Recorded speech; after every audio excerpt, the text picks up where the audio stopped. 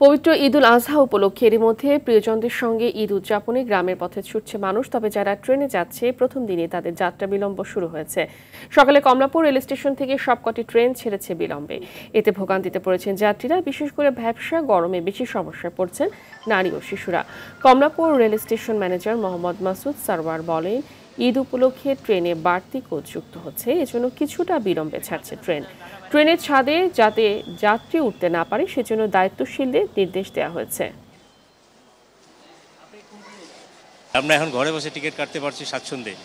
এই যে অ্যাডভান্টেজটা নিচ্ছি, কিন্তু প্ল্যাটফর্মে এসে সেই অ্যাডভান্টেজটা নিতে পারি না। দীর্ঘ সময় বসে থাকতে হয় গরমের মধ্যে।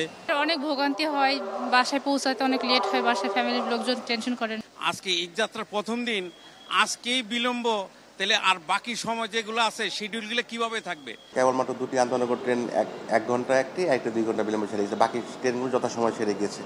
ইনশাআল্লাহ পরবর্তী ট্রেনগুলো যথাসময় ছেড়ে যাবে আশা রাখছি।